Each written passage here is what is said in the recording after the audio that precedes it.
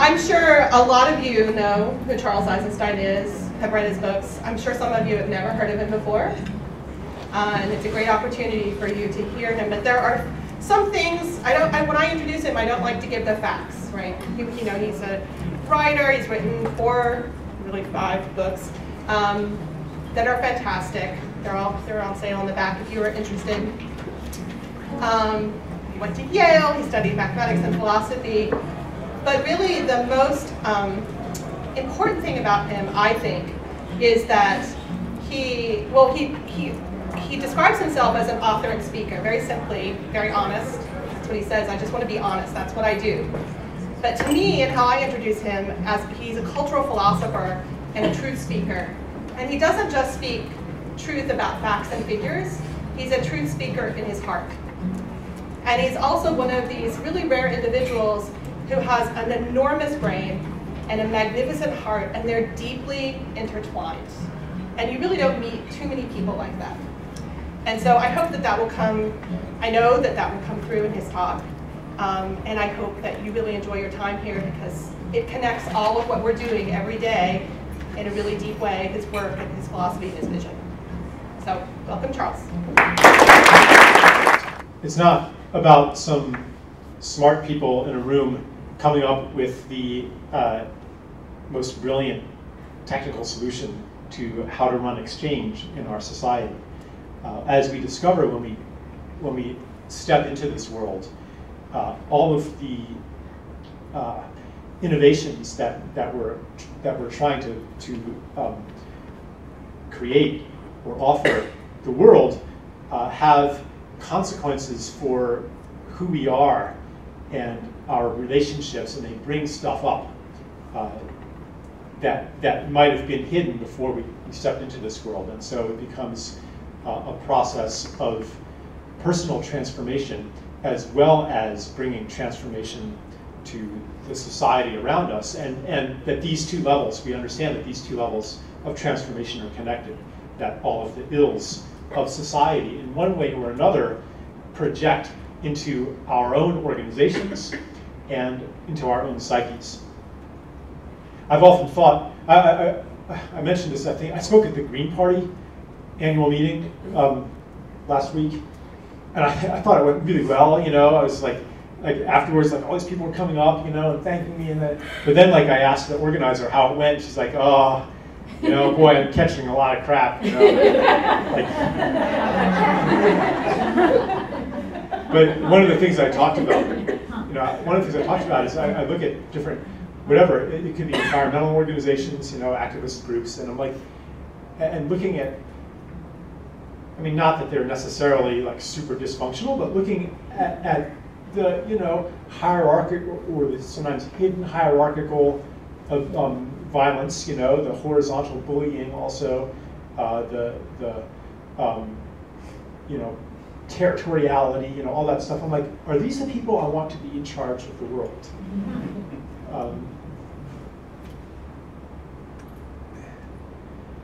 So I've been attracted to the idea of, they call it prefigurative politics. In Occupy, that was a term that was used a lot, but it has a long history, actually, in leftist thought. The idea that your own organization has to reflect the kind of world that you want to create. Sometimes I think it gets taken a bit too far, where it becomes all about your own organizational dynamics and you stop doing anything. You've probably seen that happen. And I think that there's a useful distinction to be made that Mickey Cashton, the NBC thinker, makes, that you can have empathy circles and you can have action circles. And the principles of the one don't necessarily apply to the other. So, for example, if you're trying to, if your principle is everybody's needs are equally important, then that is great for an empathy circle where the purpose is healing the group, but not if you're trying to get something done. Because someone steps in and says, well, I'm just really angry right now, and I have a need right, and then it becomes all about that person. Okay. Anyway, I'm going to bring a few of these themes back, I hope.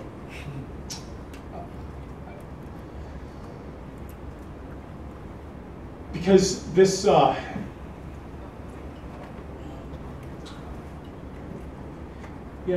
these threads of the revolution going all the way to the bottom, all the way to our knowledge systems, even to our ways of knowing, to our relationships, how the maladies of our culture manifest inevitably in our groups and in ourselves as well, and how these are all related. This, for me, it's not. I'm not one of these kind of cynical, jaded pessimists that say, yeah, so we're just stuck. No matter how hard you try, you can't escape it. You're going to end up willy-nilly replicating your own internalized oppression in everything that you do, and that's just the way. This is just the human condition. I feel very strongly, I'm very convinced that this whole complex that involves all of these levels is a story that's reaching the end of its telling. And that even as we wrestle with the remnants, the structures of the old story, of the world that we've been brought up in, we're also being pulled towards something real that we can see, something true. And I think time banking is an example of that.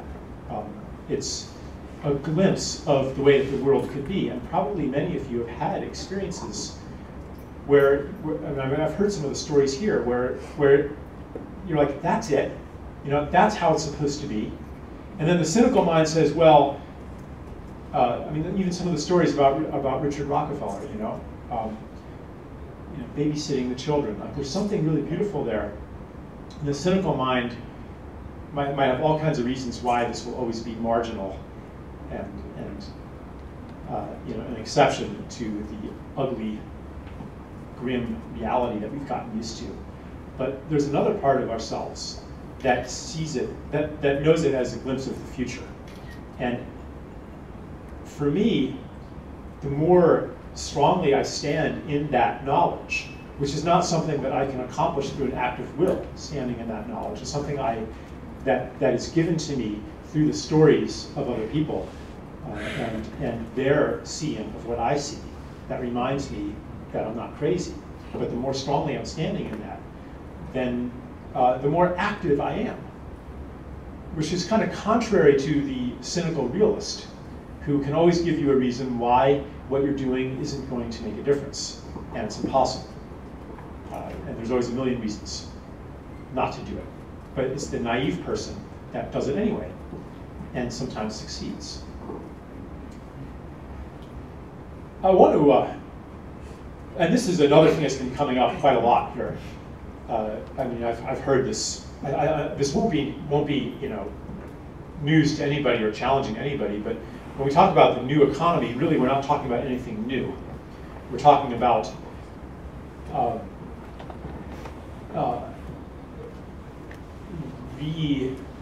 revitalizing or even rebirthing the economy that everybody used to participate in, and that still exists in all kinds of marginal places, from the inner cities to Indian reservations, to third world countries where systems of reciprocity and gift and sharing haven't been completely colonized, haven't been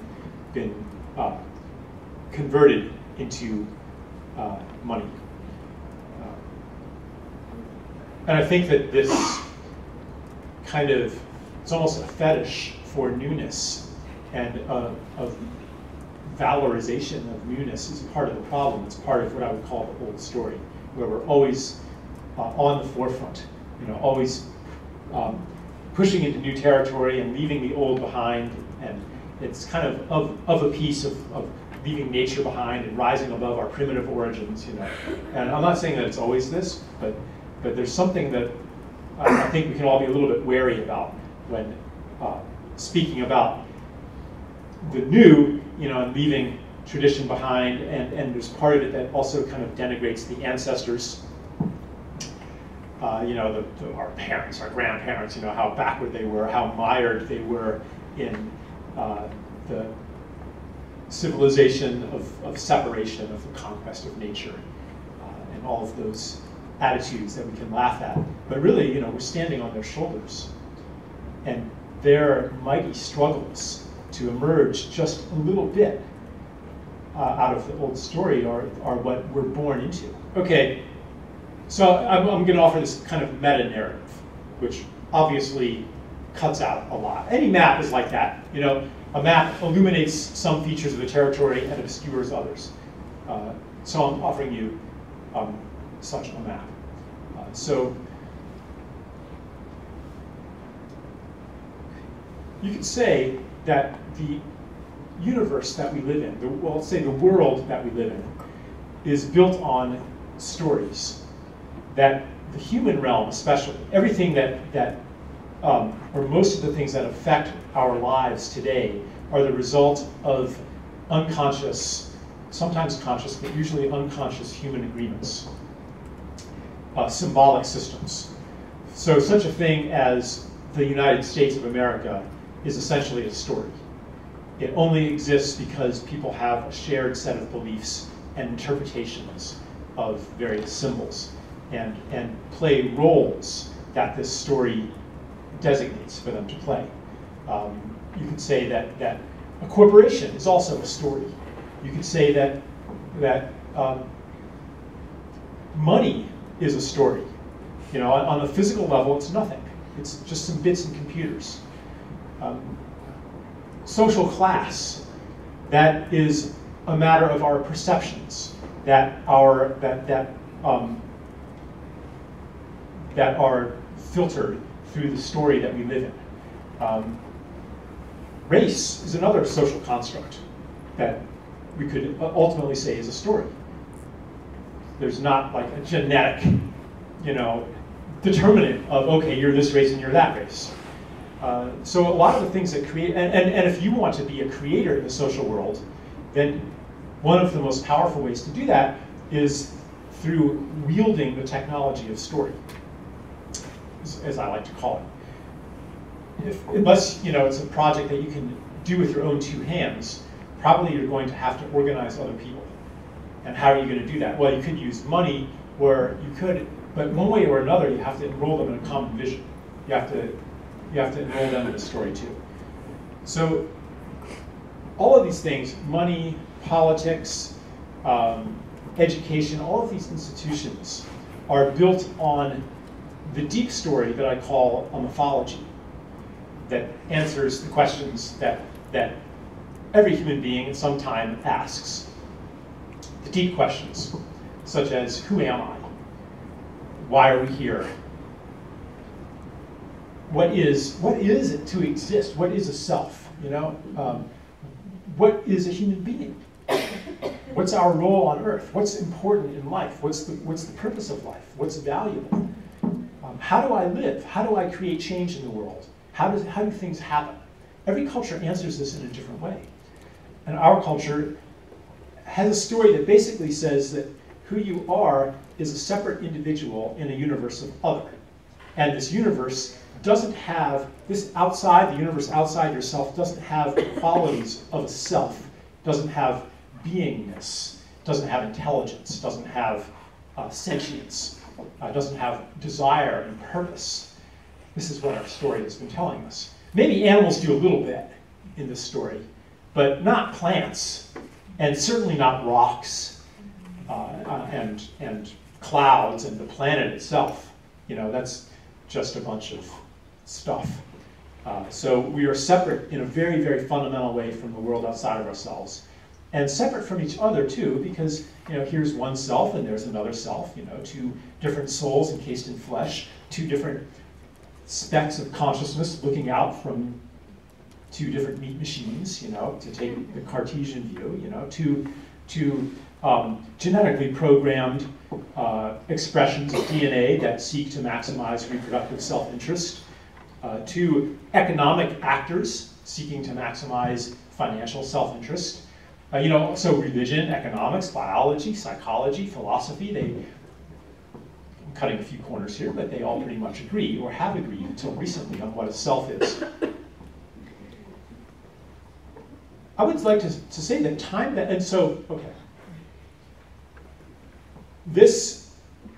it's not only ideology that tells us that this is who you are. It's also our social systems, our institutions, our economy. You know, our economy sure makes it seem that your self-interest is separate from my self-interest, and maybe even in conflict with my self-interest. We're competing in the marketplace. We're competing for jobs. We're competing for scarce resources. So scarcity is another fundamental part of this story. And it sure looks like we live in a world of scarcity, where many people are barely hanging on, barely paying their bills. I mean, it would be very arrogant to walk into, you know, a village in Bangladesh or where, you know, half the people have sold their kidneys to make their debt payments, or to, you know, even an impoverished neighborhood in America. It'd be very arrogant to go in there with a new age ideology about you know, prosperity programming and say that, well, the scarcity is not real.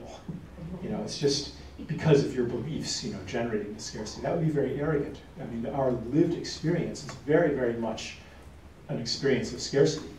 And what I'm saying is that it's an artifact of the stories that run our system. Because on a systemic level, there isn't actually any scarcity. You know, something like 50% of all food in America is wasted. The largest irrigated crop in America is lawn grass. You know, I mean, food is actually really abundant, but there's an artificial scarcity that prevents the food. I mean, something like 1 in 7 kids go hungry, you know, and hunger rises during the holidays because they're so dependent on school lunches and school breakfasts that during the holidays their parents don't have enough money to feed them. So is that because there's not enough food on this planet and not enough space to grow it? No. It's because they don't have enough money. But money is something that doesn't need to be scarce. Money is just a story. Our story has made it scarce. And that's just one example. The money system is just one example of how our institutions embody the story, embody the mythology of scarcity and the mythology of separation.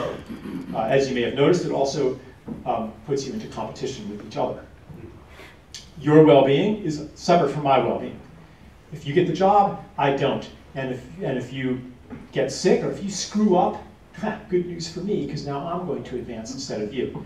So it's like, I'm not going to really speak much really anymore about economics, but one way I illustrate it when I do speak about economics is I invoke the metaphor of musical chairs. And what would happen, you know, if we gathered into a circle and there were fewer chairs than people, and we played that game, and the losers, like your kids, don't get to eat. Well, some of you would perhaps altruistically let someone else have your chair, knowing that you will lose your security, your home, et cetera, if you don't get a chair. Like, we're going to play the game for real. You know? Some of you might altruistically give it up. Others would be pushing and elbowing because, you know, I got to get a chair. Right? And that's kind of how our society is set up. And then the economist sits back and says, yup, there's human nature for you. You know, look how competitive they are. And he builds an entire theoretical edifice on that observation and on the assumption of scarcity, the two main assumptions. And the biologist says, yep, there they are, you know, seeking to maximize reproductive self-interest. But is that really human nature? That's what our story tells us. But is that really human nature, or is that just our response to the conditions that we live in? I think it's the latter, and I think if we built a society on a different story, that we would see a very different aspect of human nature dominate. That's why my work is, really I see myself as a storyteller and a story disruptor. And I think that time banking is also a vehicle for the sowing of a new and ancient story in our society, because the experience in, well, certainly, say, the small town in New Hampshire, where you know, there's the, what is it, the Ryan kids and all these different families, you know, and everyone's helping each other out, you know, like the teaching that the world is fundamentally competitive and your good fortune is my bad fortune and more for me is less for you. That's nonsense in that arena, you know. Something bad happens to your neighbor, and then who's going to take you to the hospital if you break a bone? Right? In a gift society, and that was a gift society, right? No, that's what a community is. A community is woven together with gifts. So that kind of precept of reality is, it doesn't make sense in a different system. So okay, like I said, it's not just an ideology, it's this way of thinking and way of being is induced by the world that we find ourselves in. And if we can create experiences that don't fit into that, we'll strengthen, we'll be laying the groundwork for a different story.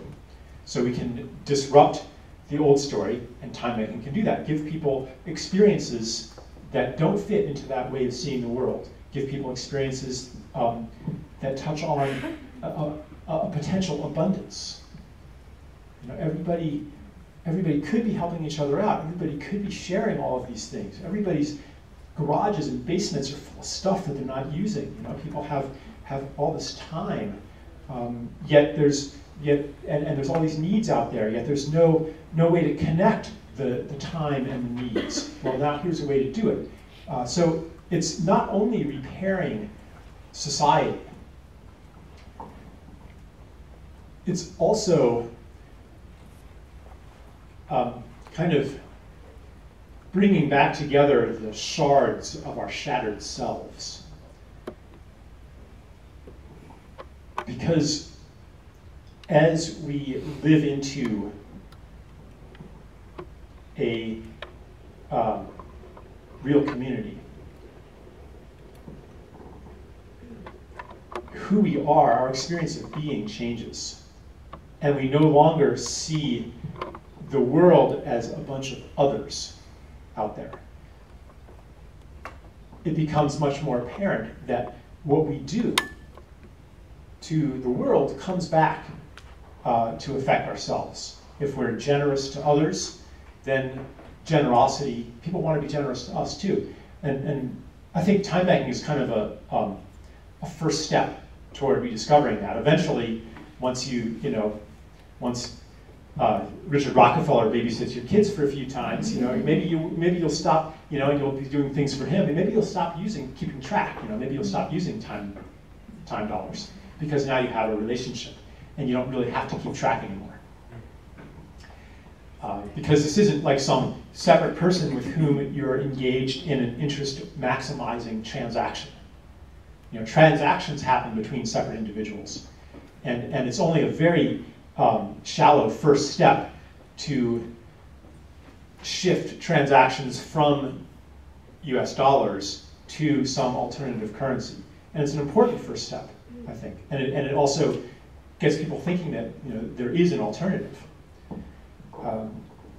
But it's part of a movement toward a different world-creating mythology and a different state of being that goes along with it, which I call it, you know, reunion or interbeing, which says that who you are is not a separate individual. Who you are is the totality of all of your relationships.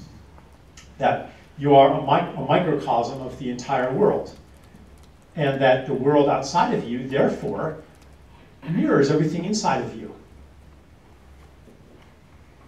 So, everything you do affects everything else.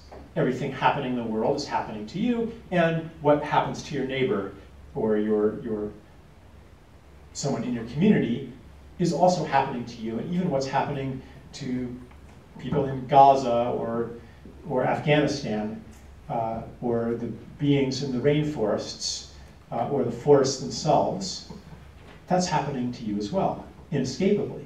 In the old story, it's not inescapable at all. I mean, even if you might be affected by a rising crime rate, well, you can build a higher wall.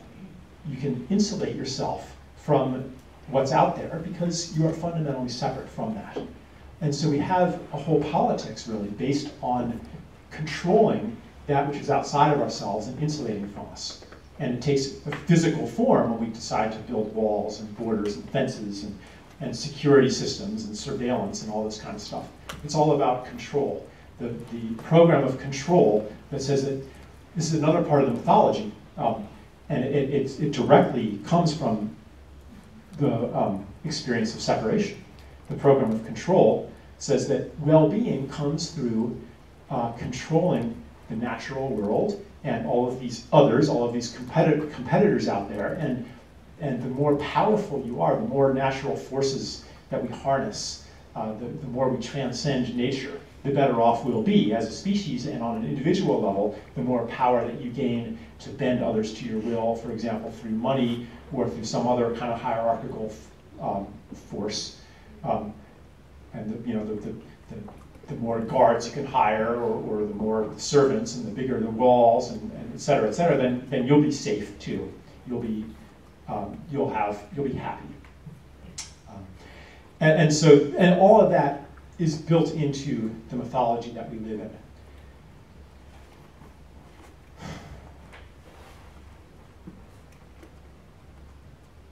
And that story is unraveling.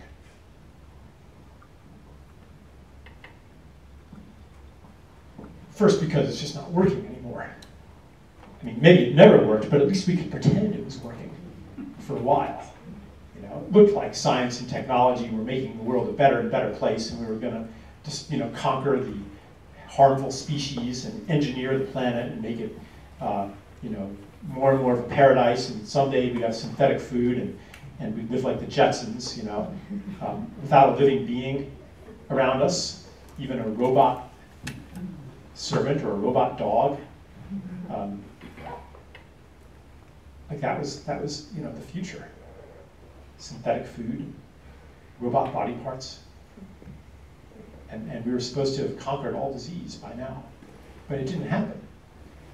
And so, and the same thing with the paradigm of development, where we were going to bring freedom and democracy and industrial paradise to every corner of the world.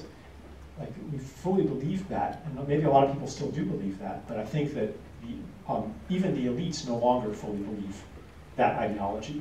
There's kind of a weariness as they continue to go through the motions because they know nothing else. And occasionally they get a glimpse of something else, and it's scary to them. It's scary and it's alluring at the same time. And they say in private, I wish I could take your suggestion. I wish that I could do that, but what would my colleagues say? The whole culture that they're in. Polly Higgins was telling me about a CEO, a coal company CEO, who privately said to her, I don't even think this world should be mining any coal anymore. He was a CEO of a coal company. He's like, but if I say that in public, my board of directors will fire me, my middle management will revolt, they'll think I'm crazy. Meanwhile, half the middle management's probably thinking the same thing. And the groupthink is so strong that even if you step up and say this is wrong, the people who secretly agree with you will pillory you and run you out on a rail to prove that they entertain no such fantasies. But this is, so we have a society that no one really believes in anymore. Just like the Soviet Union in the 1980s. Very different from the 60s, when Khrushchev said, we will bury you. And the elites believed in the superiority, because look what they had done. They beat us into space even, from an agrarian society, you know, in the early 20th century, like they fully believed in the superiority of the socialist system that they were running. You know, we will bury you. But by the 1980s, none of the elites believed that anymore. You know, Marxism was kind of like their logo, you know, their brand identity, just very much as freedom and democracy are ours. And you know, the core, the ideological heart of their system had hollowed out, just like ours has. And then when it became very fragile, you know, and disintegrated overnight. And I think that that's what we are contributing to as we engage in the hollowing out of the ideological core of our society by providing experiences that violate its primary teachings, such as the experience of being in community. And I'll say,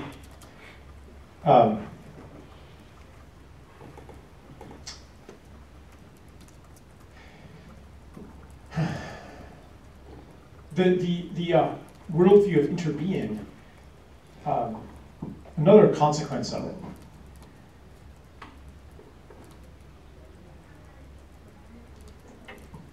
is that every relationship that comes up in your life mirrors something inside of you. Because, for one thing, because, you know, that person is part of you. And for another thing, because there's kind of an intelligence in the world outside of ourselves that is, that kind of arranges these things. Now, I realize I'm veering into sounding like a New Age person. It's funny. Sometimes I get into conversations with religious people, and they're like, "You're an atheist." And then I get into conversations with atheists, and they're like, "You know, you're religious." I was really happy that the Ascent of Humanity, someone wrote me out of the blue, you know, just from my website, and said that they found it in the atheism section of the bookstore. Because in a way, it's true. Like when I say there's an intelligence outside of ourselves, I'm not saying that there's some, you know, non-material being that designs things and that infuses the world with intelligence. That's actually saying that there isn't an intelligence in the world. You know, it's saying that there's this, you know, technologist up there. That's really still part of the old story. It's part of the same thinking that says, you know, because there's no beingness and intelligence outside of ourselves, therefore it is up to us to impose that on reality. And that's where the whole engineering mindset comes, and the whole kind of instrumental view of nature that values things through their use to us. That's a perfectly reasonable position to take if the things that we're utilizing don't have their own selfhood, their own desires, their own path of fulfillment, something like that. You know, perfectly reasonable. Just like if I dehumanize you, then of course I'm going to, you know, manipulate you and use you to maximize my own benefit. In fact, that's what you have to do that to another person. So I mean, that's what racism is. You know, that's what classism is. That's what all of the, you know, kind of the ideologies that say, yeah, you know, poor people are poor because they're dumb and lazy. That's a kind of othering. That's a kind of dehumanization, and that justifies, you know, paying them low wages or cutting social services or not taking care of them as if they were part of oneself, not understanding that their situation would be my situation if I were them. If I were born into the totality of their circumstances, I would be just as them. Why? Because we are the same being. We are the same being looking out of different eyes.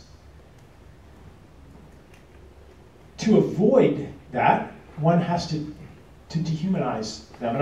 And I guess I could go into why do we do that. It's not because we're bad either. It's because we're wounded as well. So,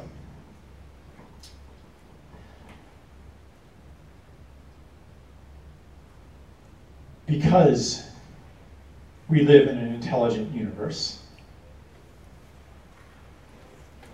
not separate from ourselves, we sense that these even in our own organizations, you know, these conflicts that come up, or in our interpersonal relationships, that these are not like, you know, in some separate realm from doing our work in the world.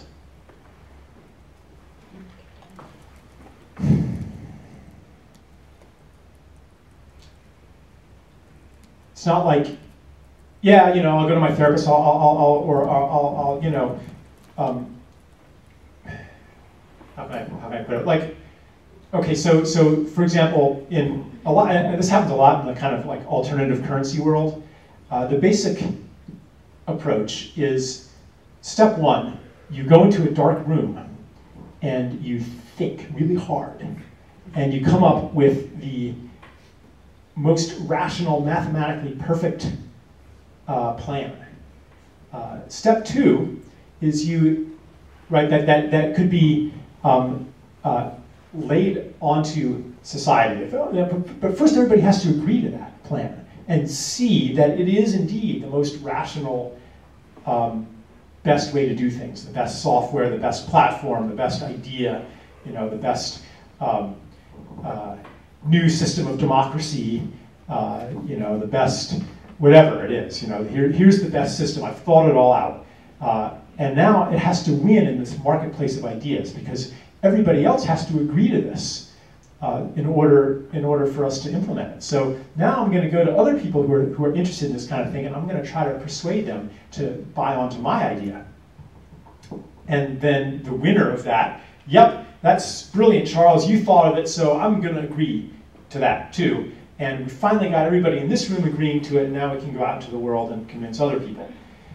So step one is, you know, step one of action is to get everybody in the room to agree, and then step two is that you go out and implement it. The problem is you never get past step one. And you notice that this kind of marketplace of ideas mirrors the economic marketplace and the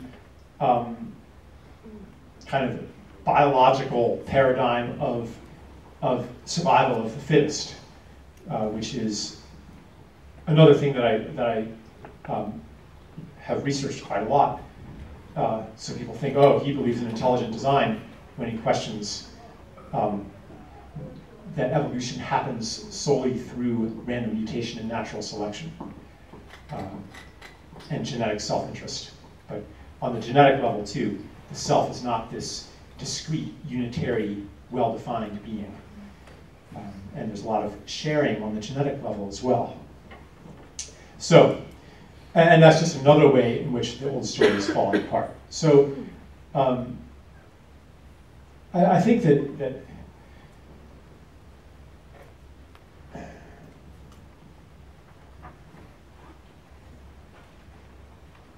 I guess I'm really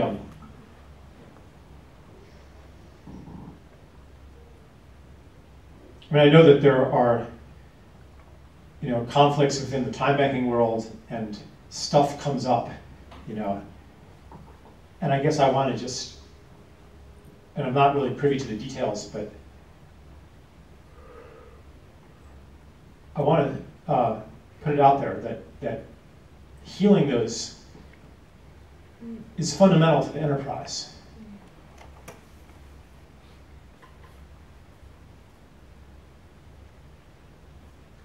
It's not just, you know, some nice thing that should happen for personal reasons, but that in the spirit of prefigurative politics, that what we end up creating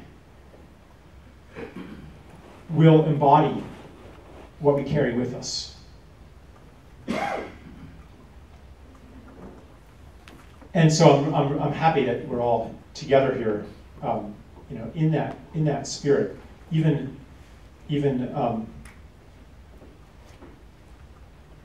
I mean, sometimes, you know, again, I'm not, you know, I don't know the details, but sometimes even like stepping into the room together is like a really courageous thing, you know. And then there's that moment of letting go of winning,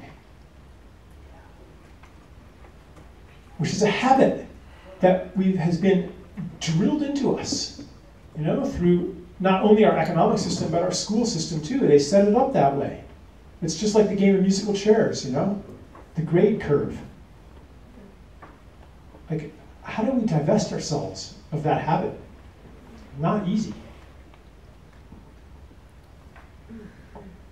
Matthew Slater we were talking about this thing, you know, where there's these incompatible platforms, you know, and they need to be woven together, you know, so that we can all come together as a movement and interoperate, but then he's like, but am I doing the same thing now? Here's my, you know, kind of meta platform that I want all other platforms to be on, you know, like, am I doing the same thing here too?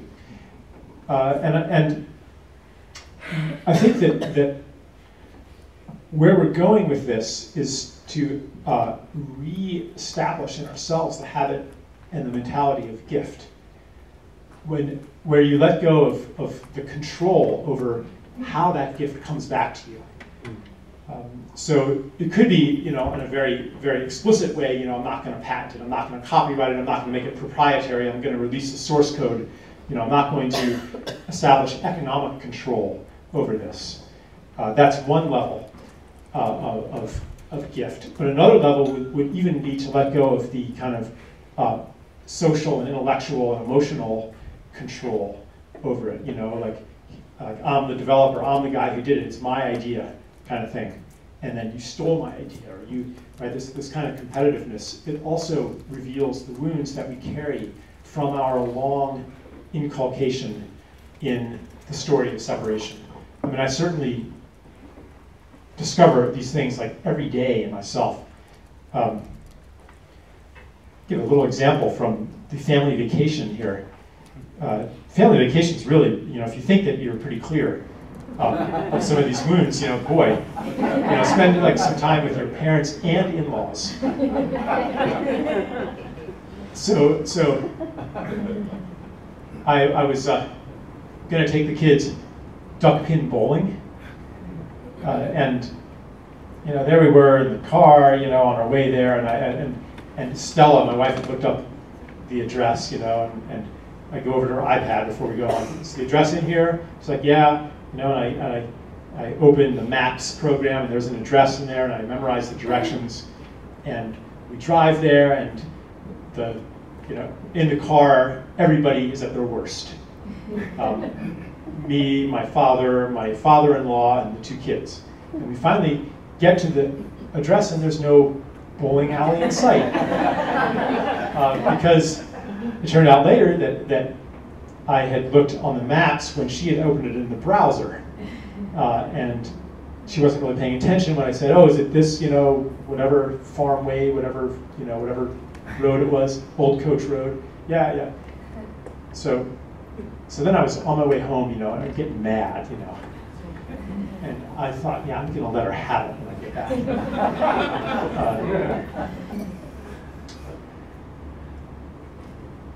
And I began thinking of ways to let her have it, and that were subtle, you know, so that I would, you know, appear to be the innocent, aggrieved party. While, you know, actually letting her know, like, how bad it was and stuff. But I thought, what is this hurting thing that is generating this desire to win? And I discovered that really I was afraid that she would think that I was incompetent. Mm-hmm. So I wanted to establish that it was her fault, you know. And so this is, I guess you could frame it in NVC terms, nonviolent communication terms, that violence comes from unmet needs, or I like to say from wounds. You know, what is the hurting thing?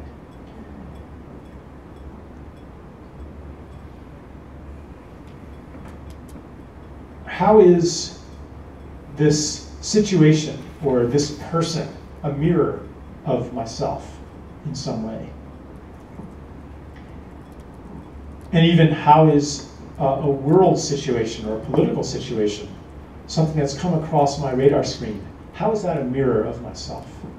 You know, like what part of myself is walled off in a ghetto and blamed and trampled on? You know,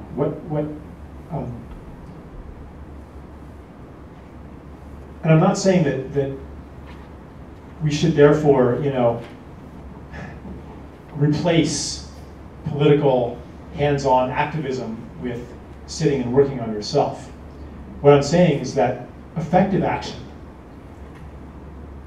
comes from the same desire to heal as this kind of personal work. Maybe I'll see if I can wrap things up a bit. I've kind of jumped over the map a bit.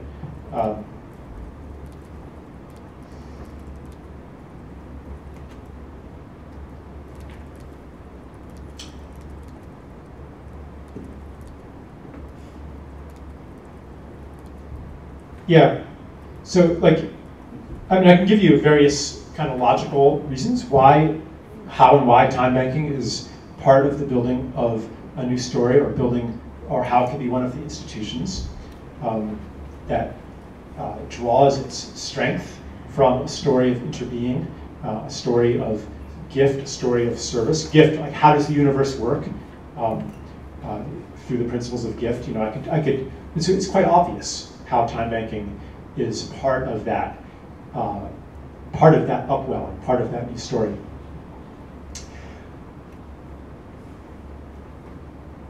And I'll add to that, though, that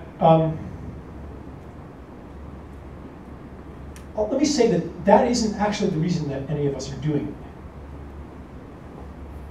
That part of the old story says the way to make choices in life is to kind of calculate the measurable outcomes and run this little min-max problem in your head as to what course of action is going to generate the most of what you want to create in the world.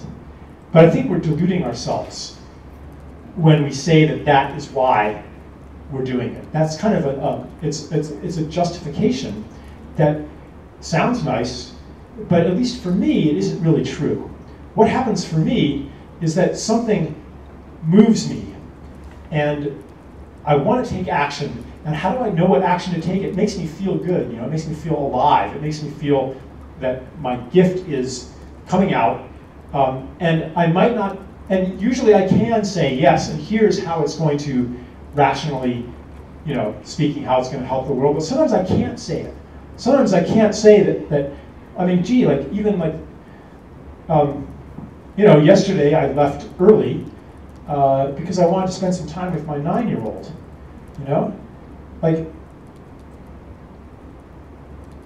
how is that going to help the world more than,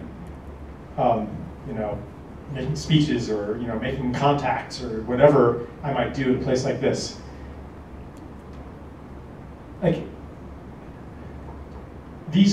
So I guess what I'm trying to say, I speak about this often, that the small invisible things have just as much power as the things that you can say are having a big effect. That therefore we can't validate the work of the big time politician or the book writer or the speech maker or the community activist even. We can't validate that over the single mom taking care of her 2 kids and also her grandmother at the same time and just living 24 hours a day in service. We can't say that woman is doing less for this planet. We can't say that somebody working to house the homeless or working with recovering addicts or working in the prisons, doing nonviolent trainings in the prisons, maybe spending huge amounts of time just fighting to stop an execution of somebody who they believe is innocent or even who isn't innocent. We can't say it like rationally, what does that mean in the face of global warming? If what moves you is death row, how can we say that? And I think that this is really important in the context of time banking because there's kind of maybe a leftist narrative that says that yeah, you know, you're just kind of making capitalism work a little bit better. You know, you're kind of ameliorating the hard edge of capitalism.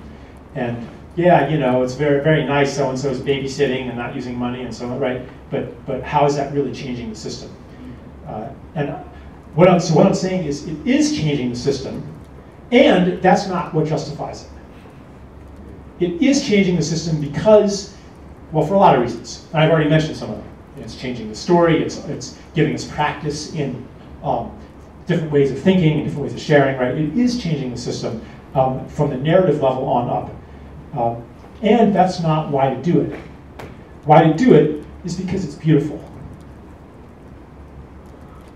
And that motivation, I think, is a much deeper kind of revolution than a more clever system. Thank you.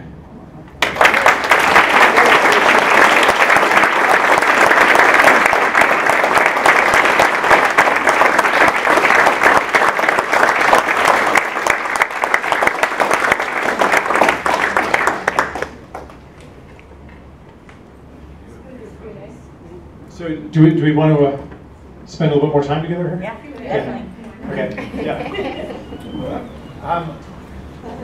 You told the truth that we never get past step one, and that is in terms of getting a group to agree. Well, my process is, if that's what I want to do, step one, I think of 2 steps to put in front of step one. And not about me, but about what the group was about. And working on agreeing on those things, and help them with that, then maybe they'll listen to me when the third thing is step one. And they've already agreed to 2 other things. That may not be clear, but it works. Yeah, thank you. Yeah. You just said something that really, first of all, thank you very much. This is really inspiring, and I think we need to have these conversations as often as possible.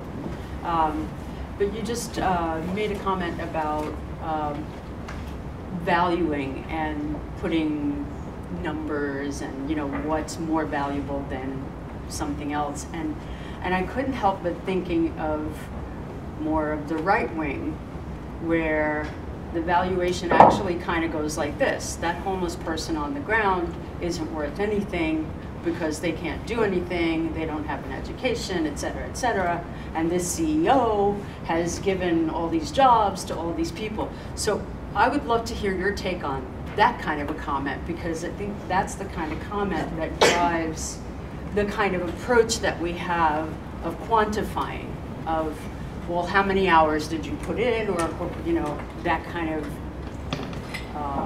Yeah. I mean, there's an ideology around that, and there's also a psychology around it. And the ideology, you know, is based, see, this is the thing, it has really deep roots.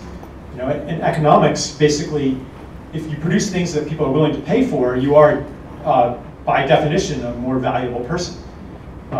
There's even economists who say that it's totally appropriate to devote healthcare toward expensive plastic surgery rather than, you know, saving lives of people who can't pay for it, because the net good that they're contributing to society as measured in dollars is less. You know, so at bottom, you're assuming an equation between money and good. And deeper than that, you're assuming that the good can be quantified. So, like, I find, like if you want to overturn that way of thinking on intellectual grounds, sometimes you have to go quite deep. I met this guy in the airport, though, you know, and he was like, you know, going on and on about you know, welfare cheats, you know, and how California is paying people to have babies, and they're sitting in front of the television, and like, you know, I'm like, well, you know, maybe if you actually visited them and lived with them for a while, you'd see that there was a different side to the story. And I was thinking of some of Matt Taibbi's work. I don't know if anyone's read The Divide. Beautiful book, you know. Like, one chapter will be about, like, horrendous like Wall Street fraud that billions, tens of billions of dollars of fraud that goes completely unpunished. And then the next chapter will be about like some poor bloke in the Bronx who comes home from work and smoking a cigarette on his front doorstep. The police sweep him up in the stop and frisk and cart him off to jail and charge him with disorderly conduct, obstructing a public thoroughfare. Like that kind of stuff happening, times, a million in this country. Like so. Where was I going with that? Oh yeah. So. But the story that this guy in the airport was living in prevents him from even seeing that that is possible. Because he has a story, and I'm not going to break that story by citing any evidence. What I wish, so then like that goes to the psychology of it. Why is he attracted to that story? We like to think that our beliefs, we have our beliefs because we're more rational, we're smarter, and more open-minded, than the people who don't have those beliefs. And other people think the same thing. The subtitle of pretty much anything in the comments section of any right-wing or left-wing website is, aren't those other people stupid? Aren't those other people irrational? Aren't they terrible? Aren't they awful? Right? Like that's everybody agrees. Left and right and center, they all agree that the problem is all of those horrible, dumb, immoral people out there. Everybody agrees. Everybody's wrong. That's not the problem. And that's not the problem with this guy. He's a perfectly intelligent person. What I wish I had realized at that moment, was the state of being that was attracting that belief system to him. Like, what would make somebody think that the world's full of cheats out there? Probably he's been cheated himself.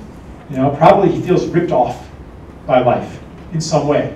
So in that moment, if I had been more aware, more sensitive, I could have perhaps asked him something and then given a listening to what came up. And without saying a single thing about politics or the poor or welfare, he would have, I'm not saying he would have walked away with a different worldview, but the foundation of his worldview would have been disrupted a little bit,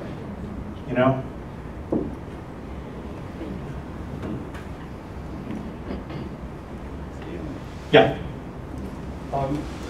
Gerald, you were speaking earlier, you made the point numerous times about the need for an experiential perspective for people to identify self as other and other as self in order to achieve personal transformation that's going to be necessary for societal transition.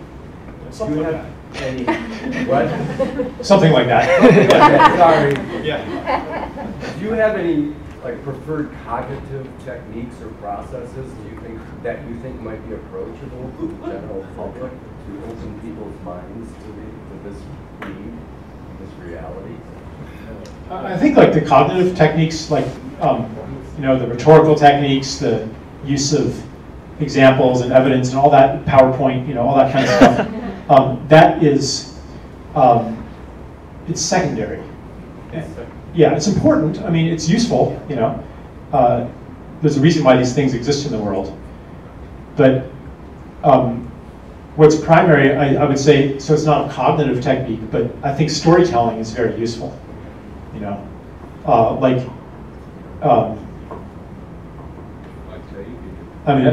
Matt Taibbi does, he gives statistics and stuff, but what makes the book powerful are these anecdotes, and I like to, that's what opens people up, stories, maybe sometimes images and stuff, and but it's an invitation, you could, I wish I thought of this, but I could have told that guy the story of the welfare mom that I stayed with years ago when I was speaking in California, and I stayed at this woman's home, and she's on welfare, and she had 8 people living in her house, besides their own children. Like there was, like, you know, another single mom who'd been evicted with her daughter staying in one bedroom. You know, there was like a guy staying in the garage. You know, like they were like, she was like this. She called herself a mother hen. You know, and like whatever they had, they shared. Like I could tell that story, and I think that so the story is an invitation into a different world, and someone can reject that story and say, you know, oh, Charles is lying about that. That'd be one way to reject it, or, you know, that woman, you know, she should go out and get a job, right? Like so. I don't think that if somebody's in a belief system that is working really well for them, then no matter what kind of invitation you offer for them to leave that, it's not going to work. You know, I mean, sometimes there's a time to fight. You know, like sometimes you know, the fracking company, they're going to start drilling tomorrow. You know, and you got to go lie down in front of the bulldozers or something like that. But even then. But sometimes you'll run into people whose story isn't working that well anymore, yeah. and you'll detect a subtle ask, a subtle invitation that you can respond to by offering something. You know, it could be a story, or it could be something else. Yeah. Edgar. I want to thank you for reminding us why we're all here. I think all of us ask, are we trying to commoditize love? And we're torn with that. And I think this has been a healing gathering. We're sort of understanding that the big divide is between you use Apple and I use PC, so we can't work together. And it's that profound an irrelevance. And I think that you and Matthew and others who have reminded us that it's the beauty of what we're doing that matters. And I just want to thank you on behalf of all of us. Yeah, thank you. And I think it's like totally normal that when we're serving love, that it's going to stir up everything dark and shadowy inside of ourselves, you know? Like, it's part of the game that we're playing. That personal, relational stuff just can't be separated anymore. You know, for a while, you used to be able to stand in both stories.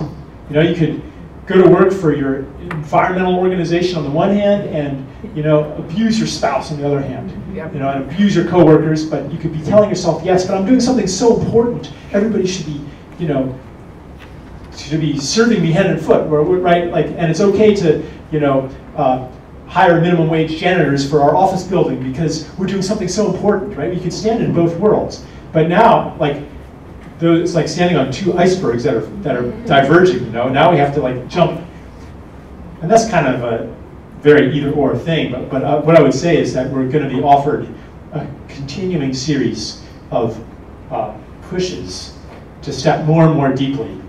And so a lot of ways that, you know, we could carry internal contradictions, things that didn't add up, you know, for a while. But now, like, a lot of these are coming to the surface for healing now as we deepen our work. Josh, I just thought it was relevant that that great healer Shakyamuni, a couple of thousand more years ago, whatever it was,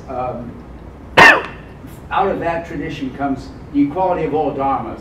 Yeah. Doesn't matter what you do, a dharma is an act, any kind of action. Whatever action you take is equal to every other body's action. Yeah. And that's just like our credit equal to everybody else's credit. Whether you're a doctor or a street sweeper, equal. So equality of all dharmas is a lovely concept. Thank you for bringing it up. Yeah, nice analogy, thanks. Yeah.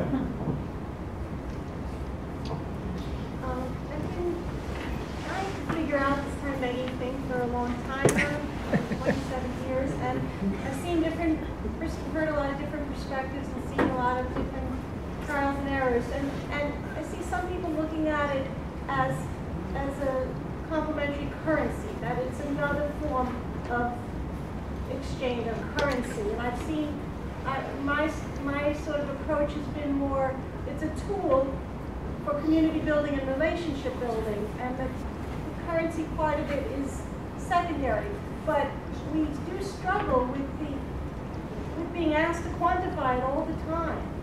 And so I've seen the power of the relationships, and so once people start to build those relationships, what is the currency mean to them? It's really not very meaningful to them always, and yet, so I understand that, and I value that, and I honor that, and yet, on the other side of it, people are constantly saying, well, if you're trying to make this new thing happen, how big is it, and how scalable it is, and in order for us to show the power of it, you have to sometimes show numbers and ask people to record this thing about relationship building, and how do you live in both those worlds? I think there's a lot of ways that you can frame time banking, and sometimes framing it as a complementary currency might be useful. Other times framing it as a community building tool might be useful. I like the idea of framing the record keeping to members, saying, you know, really, like, probably everybody would just love to help each other and not keep track, but we're going to keep track in order to tell the story of what we're doing to the world. You know, we're going to say, look at all that we've done. You know, here's how many hours people spent taking care of each other. It's a language that the rest of the world can understand. That's a cool way to frame it, I think. Yeah, but let's say sometimes exchanges are even not even clear of giving and receiving, because it's really both. Sure. And so you're asking them to actually even try to figure out, well, who is actually getting more than the other? Yeah. It makes it, But people can and very often do just not take it that seriously. You know, like, oh yeah, this is about 2 hours, you know, we'll put that in there. Like, I think that probably happens a lot. and we created an even exchange category, because so Uh-huh. much of what's happening is about that relationship, and it gets very blurred about Right. giving and receiving all the time. Yep. Yeah. Yeah, I mean, I think, like, you know, at the beginning I said, like, you know, the news story isn't really new, but we're kind of rebirthing something ancient. And one way to look at that is that, like, yeah, ideally, you know, we shouldn't and don't want to keep track of everything. And that's really part of the old story, but we need some kind of first step to rebuild community. And yeah, but I'm sure everyone here is familiar with the back and forth of all those. Yeah. I would say time banking is a gateway drug to and it's exactly what happens. We know when relationship happens. We know when love's in the room, and it's hard to charge for that. So much of time banking goes unrecorded, and you know it's something we talk about as trainers. Is, you know, sometimes you might need to report because the foundation of the organization that gives you legitimacy in terms of office space may need to hear that. But the rest of us that are time banking could give it who that. Right. Right. But I like the idea of recording it as a way to tell the story. Yeah. Yeah. Yeah. Someone back there? Yeah, I just want to say in relationship to what she's saying, I just had this conversation last night with some family members, and we were talking about fairness, and one person came up with fairness is a man-made construct. So I just wanted you to speak to that, because I kind of just, again, that kind of stopped in my tracks. There's, I think the fairness issue, I mean, you can talk about it with Gaza, with Israel, with organizational management, etc. It's like a thing that intuitively comes up. I wondered if you could speak. I think fairness is one of those things when you try to define it and measure it, then you lose it. Yeah. Say that. That kind of leads me to a thought or question, I guess. I've had a lot of these. Speak up. A question or thought or comment, whatever. And I know that dichotomies are always kind of a strange and difficult thing, that black and white is not the way things are. But I think of head versus heart. So you were introduced as a man with a massive intellect, but also one with a very big heart. And so, right, exactly. So in terms of dealing with it, I mean, to to say which is the more powerful tool or which is the best approach to take. I mean, I would almost intuitively say you have to use both of those tools. But my question, I guess, was in terms of decision-making processes, we all have to make them. Am I going to take my kids bowling, or am I going to change the world talking to all of these movers and shakers in the world of world changing? To what degree would you just trust your intuition as this is what I should do, and versus how much time in terms of quantifying, rationalizing the mathematician doing this thing? Okay, so the short answer is I would trust the intuition, but it's not so simple, because where does intuition come from? It comes in part from, or maybe in totality, from the sum total of the experiences that you've had in your life.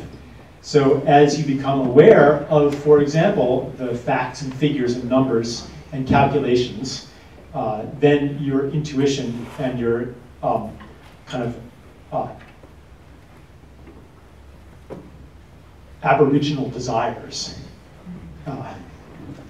the inborn desires, they change. Like they're not, so you know, what might be like a completely heartfelt action if you are ignorant about, say, poverty in America. Like when you become aware of poverty in America, then another choice becomes the intuitive choice. Because we're like, intuition isn't like this, you know, this separate thing that's separate from our other ways of knowing. You know, so I mean, I think it's useful to sometimes to urge people who are very, very calculating and rational and left brain to urge them, yeah, trust your intuition. But then there's another step of you know, reconnecting to our larger selves. Like, what is the intuitor? And so the more we're aware of the way of the world, the larger we become, and then what is intuitive changes.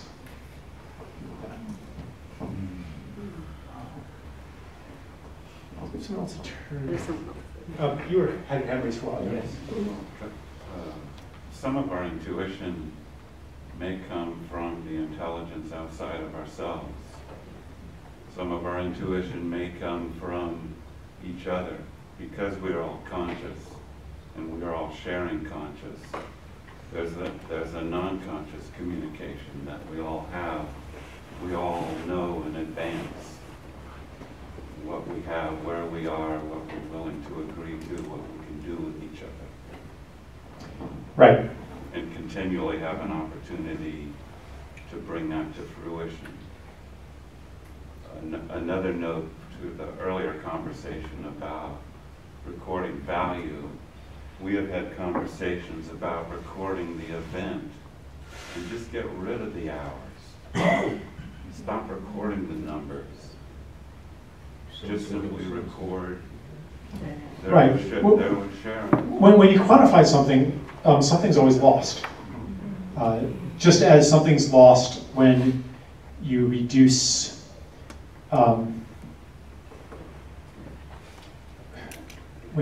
analog music to digital music, when you reduce thought to, you know, a certain pattern of brain waves. Anytime you reduce the qualitative to the quantitative, something's lost. So you record hours, but like, how hard does someone work those hours? You know, how much attention did they give to the job that they did during those 2 hours? You know, like, something's always lost, and that's brings me back to the point about a map and a territory. You know, no map fully depicts the territory.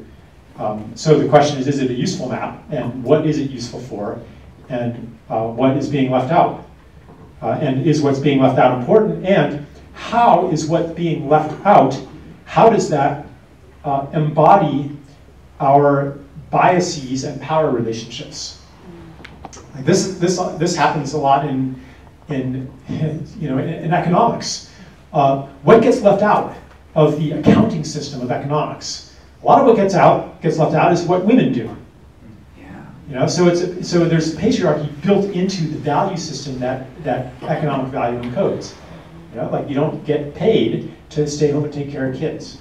You know, you don't get paid for these unquantifiable acts of nurturance and care. You know, and like men can do those things too, but I would say that it's an expression of the inner feminine in men when they do it. And that is also a map that illuminates some things and obscures others. And I could go into universal basic income as a key component of my vision, because it says whether or not your contribution is countable and measurable, society supports you. But another topic for another day. Okay. I just wanted to press a little bit on the idea of fairness in terms of equality, because it's true that fairness is subjective, but there is one, I think, aspect of fairness that is not so subjective, and that is equality between everyone, no matter age, race, et cetera, et cetera. So I just wanted to maybe hear your comment. Yeah, so I mean, equality, you know, how do you measure equality? So we can see all the time examples where by the numbers, it's equal, you know? Like in the school system, you know, like how do you tell if the people in students in this school are getting equal treatment to the students in that school? Well, you could measure the amount of dollars that go to each school, and maybe that's unequal, but maybe it's equal. Or you can measure the floor space, you know, or the students per class or something like that. But often what happens is that the institutions in power define equality in a way that makes things look equal when they're really not. You know, and so in those circumstances, I think that kind of intuitive feeling, but it's not fair, is really important. You know, like you go into the tenement, you know, and yeah, like it meets the letter of the law, you know, but the things that are not specified in the law, those are falling apart, you know, and it's a crappy place. Like there's, you know what I'm saying? Yes, yeah. I mean, that's exactly what I was intending, is to like, how do we talk with others about the idea of fairness and the idea of equality being, on the one hand, fairness is subjective, right, but so can equality be subjective, right, and what are we looking for, right, ultimately? Right. And ultimately, you know, we have this idea that this is part of the old story, that there's this objective reality out there that can be measured and that is not fundamentally related to our perceptions of that reality. But what we're learning is, I think, what we've been learning for probably at least 90 years, I hope, is that the way that we measure, our choice of what to measure, the questions that we ask in science, for example, those filter reality and you know, conform it to the place that we're asking the questions from, which could often have a social, economic, power relationship built into it. So there you are, thinking that you're all scientific and fair and rational and equal, you know, but actually you're still exerting hegemony. So I think and I don't think it's necessarily possible to escape biases, but it can be a process of constantly, you know, examining them and talking about them, and a commitment to being more and more aware of them. Is that too abstract? I feel like, I mean,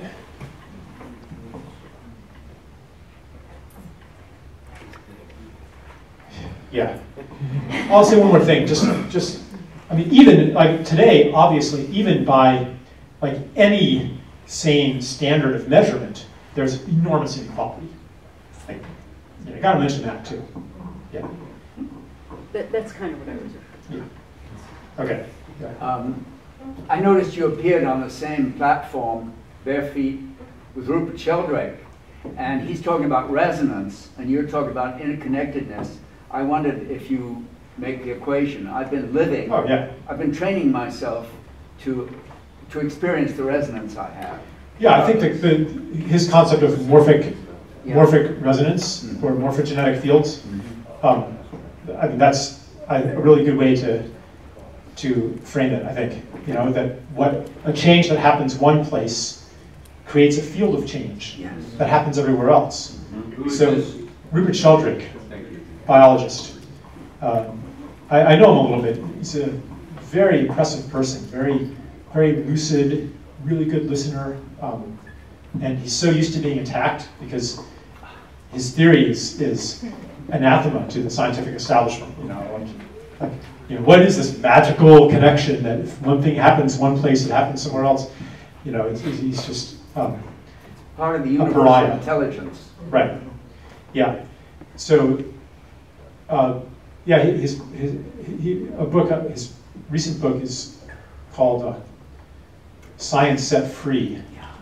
It's pretty good. And his TED Talk on 10 dogmas of science shows how science is governed by 19th century belief systems which haven't blown away yet. Science, yeah, as an institution. Yes, as an institution. As a method, it's a bit more complicated. Yeah. This could be the final question. Okay. Yeah.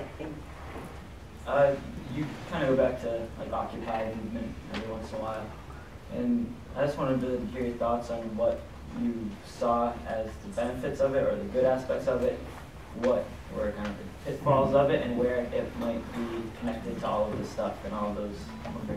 Glad you asked this. This came up. I think Edgar. This came up in our conversation. So one thing that happened. I mean, there's a lot I can say about Occupy, but one thing that happened is that very quickly it became about all the homeless people, and like almost the totality of their energy came to be devoted toward their internal process, and how do we meet these needs. And in many of the encampments, certainly not all, but that was like, if not the dominant, at least a huge part of what was happening there. And I think that once we start doing work like this, sooner or later, the incredible pain and suffering and woundedness of people in society starts coming up. Like the things that we shove off to the side, stuff under the carpet, shove into the closet, like that, all of that pain is waiting to come out for healing. Marie was, had this in the free store. Maybe she's told some people about it. Where they have a free store and an addict comes in and starts taking like bagfuls of stuff to sell on eBay to feed her addiction. Like, what do you do about that? So, and some of these sometimes like the incredible neediness out there can seem like an obstacle to actually doing something political. Like, do you ignore that need in order to focus on political action? And sometimes, I'm not saying that there's not a time to do that, but sooner or later this has to be addressed. And I think that to have a really solid, rooted, lasting social movement, we have to start as a service movement, like the Muslim Brotherhood was, which was basically an Islamic charity, doing like on the ground, feeding the hungry, like taking care of the sick, like doing stuff like that. Panther Party was that. The Black Panthers is another one. Yep. And like that forms the like the foundation. It's of like you're creating ties. You're creating civic capital. You're creating relationships. You're creating people who trust each other deeply, who know each other deeply, who can then act on a political level sometime in the future. And I think like a lot of times without that foundation, we have these so-called movements that have no power, no lastingness. They depend on large amounts of money, big publicity campaigns, signing lots of petitions, getting like lots of members, but the membership is nothing. Membership is just writing a check. It's not real membership in the sense of belonging. We need to create belonging. We need to work at the very bottom level. And I think that like this, and time banking is an example of that, and the things that time banking makes possible.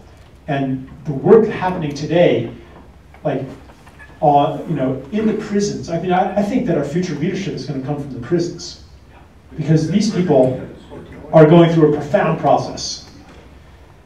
So, this kind of stuff, like, I think our future leadership in every sense is going to come from what's marginalized today.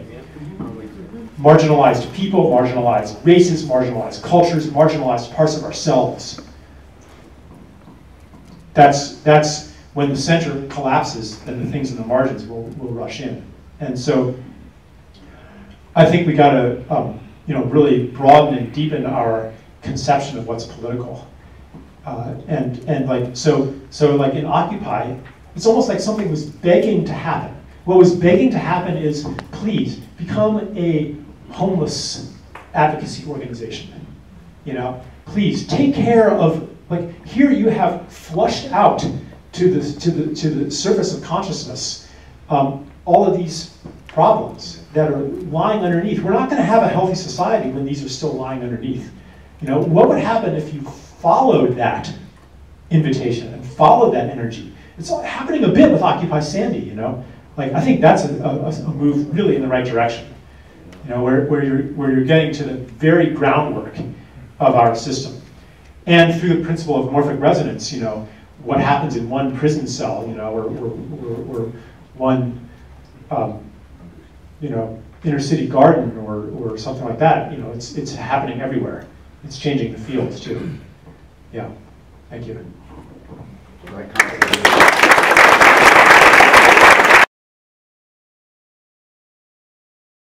It would really help us out if you subscribe, share, and comment. Thank you.